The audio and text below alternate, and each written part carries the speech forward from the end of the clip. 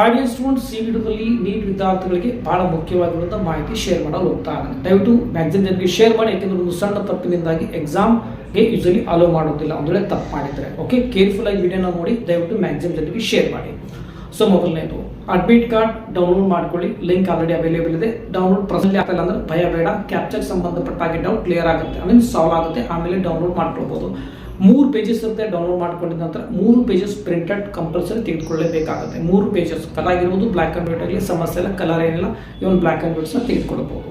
Okay, 3 pages ಇರ್ತವೆ.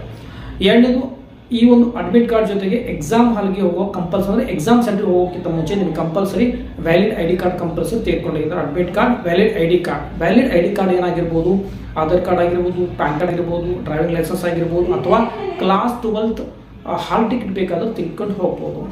Okay, ಎರಡನೇದು. ಆಮೇಲೆ ಅದ್ರ ಜೊತೆ ಒಂದು ನಿಮಗೆ ಕಂಪಲ್ಸರಿ ಪಾಸ್ಪೋರ್ಟ್ ಸೈಜ್ ಫೋಟೋ ತೆಗೆದುಕೊಂಡು ಹೋಗಬೇಕಾಗುತ್ತೆ.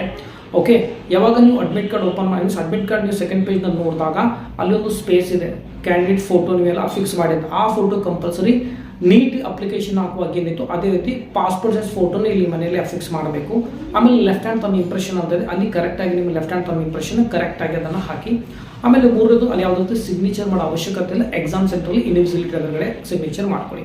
ಆಮೇಲೆ ನೆಕ್ಸ್ಟ್ ಪೇಜ್ನಲ್ಲಿ ನೋಡಿದಾಗ ಪೋಸ್ಟ್ ಕಾರ್ಡ್ ಸೈಜ್ ಫೋಟೋ ಅಂತ ಇಲ್ಲಿ ಸ್ಪೇಸ್ ಇದೆ ನೋಡಿ, ಅಲ್ಲಿ ನಿಮ್ಮ ಪೋಸ್ಟ್ ಕಾರ್ಡ್ ಸೈಜ್ ಫೋಟೋನೆಲ್ಲ ಫಿಕ್ಸ್ ಮಾಡಿ ಸಿಗ್ನೇಚರ್ ಅಲ್ಲಿ ಎಕ್ಸಾಮ್ ಸೆಂಟರ್ಗೆ ಹೋದಾಗ ಇನ್ವಿಸಿಬಿಲಿಟಿ ಮತ್ತು ನೀವು ಇಬ್ಬರು ಸಿಗ್ನೇಚರ್ ಮಾಡಬೇಕು. ಆಮೇಲೆ ಕೊನೆ ಪೇಜಲ್ಲಿ ನೋಡ್ಬೋದು, ಇದು ಬಹಳ ಕೇರ್ಫುಲ್ ಆಗಿರಬೇಕು. ಕೊನೆಗೆ ಕಂಪಲ್ಸರಿ ನಿಮಗೆ ನೀವು ಮತ್ತು ಇನ್ವಿಸಿಬಿಲಿಟಿ ಕಂಪಲ್ಸರಿ ಸಿಗ್ನೇಚರ್ ಮಾಡಲೇಬೇಕಾಗತ್ತೆ. ಮಾಡಿಲ್ಲಪ್ಪ ಅಂದರೆ ಈ OMR ಶೀಟ್ ಈ ಒಂದು ಪ್ರೊಸೆಸಿಂಗ್ಗೆ ಹೋಗೋದೇ ಇಲ್ಲ.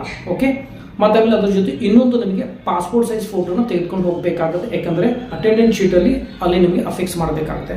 ಒಟ್ಟಾಗಿ ಸಿಂಪಲ್ ಏನೇನು ಹೇಳಬೇಕಂದ್ರೆ ಅಡ್ಮಿಟ್ ಕಾರ್ಡ್ ಬೇಕಾಗುತ್ತೆ, ಒಂದು passport size photo, valid I D card ಅಲ್ಲಿ ತೆಗೆದುಕೊಂಡು ಹೋಗಬೇಕು. ಅಡ್ಮಿಟ್ ಕಾರ್ಡಲ್ಲಿ ಏನೆಲ್ಲ ನೀವು ಪೇಸ್ಟ್ ಮಾಡಬೇಕಂದ್ರೆ ಒಂದು ಪಾಸ್ಪೋರ್ಟ್ ಸೈಜ್ ಫೋಟೋ, ಒಂದು post card size photo compulsory ಅಲ್ಲಿ ಫಿಕ್ಸ್ ಮಾಡಬೇಕು ಅಂದರೆ ಫಿಕ್ಸ್ ಮಾಡಿ.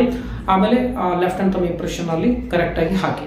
ಸಿಗ್ನೇಚರ್ ಸಂಬಂಧಪಟ್ಟಾಗ ಬೇಕಂದ್ರೆ ಯಾವುದೇ ರೀತಿ ಸಿಗ್ನೇಚರ್ ಮಾಡೋ ಅವಶ್ಯಕತೆ ಇಲ್ಲ. ಎಕ್ಸಾಮ್ ಸೆಂಟ್ರಿಗೆ ಹೋದಾಗಲ್ಲಿ ನೀವು ಸಿಗ್ನೇಚರ್ ಮಾಡ್ಬೋದು. ಏನೆಲ್ಲ ಬ್ಯಾಂಡ್ ಐಟಮ್ಸ್ ಇವೆ, ಏನೆಲ್ಲ ತೆಗೆದುಕೊಂಡು ಹೋಗಬೇಕು ಹೋಗಬಾರ್ದು ಅನ್ನೋದು ಆಲ್ರೆಡಿ ಲೈವ್ ಕ್ಲಾಸಲ್ಲಿ ಲೈವ್ ವಿಡಿಯೋದಲ್ಲಿ ಡೀಟೇಲ್ ಆಗಿ ಹೇಳ್ತೀನಿ. ಆ ವಿಡಿಯೋದಲ್ಲಿ ಕಮೆಂಟ್ ಸೆಕ್ಷನ್ ಇರುತ್ತೆ. ಮತ್ತು ಆಮೇಲೆ ನೀಟ್ ಸಂಬಂಧಪಟ್ಟಾಗಿ ಕೌನ್ಸಿಲಿಂಗ್ ಡೀಟೇಲ್ಸ್ ಆಗಿ ನಿಮಗೆ ಕಸ್ಟಮೈಸ್ಡ್ ಸರ್ವಿಸ್ ಬೇಕಾಗಿತ್ತಂದರೆ ನಾನು ತೋರಿಸ್ತಿರೋ ನಂಬರ್ಗೆ ನೀವು ವಾಟ್ಸಪ್ ಮಾಡ್ಬೋದು. ಕಂಪ್ಲೀಟ್ಲಿ ಫೋನ್ ಕಾಲ್ಸ್ ಮುಖಾಂತರ, ವಾಟ್ಸಪ್ ಮುಖಾಂತರ ನಿಮ್ಗೆ ಕಂಪ್ಲೀಟ್ ಡೀಟೇಲ್ ಪ್ರೊಸೀಜರ್ ಆಗೋವರೆಗೂ ನಾನು ನಿಮಗೆ ಪರ್ಸನಲಿ ಗೈಡ್ ಮಾಡ್ತಾ ಇರ್ತೇನೆ. ಮತ್ತು ಅಪ್ಡೇಟ್ಗಾಗಿ ಚಾನಲ್ ಫಾಲೋ ಮಾಡಿ. ಲಿಂಕ್ ಕಮೆಂಟ್ ಸೆಕ್ಷನ್ ಇರುತ್ತೆ. ಮತ್ತು ನಮ್ಮ ವಿಡಿಯೋದಲ್ಲಿ ಚೆಕ್ ಮಾಡಿ. ಬಾಯ್.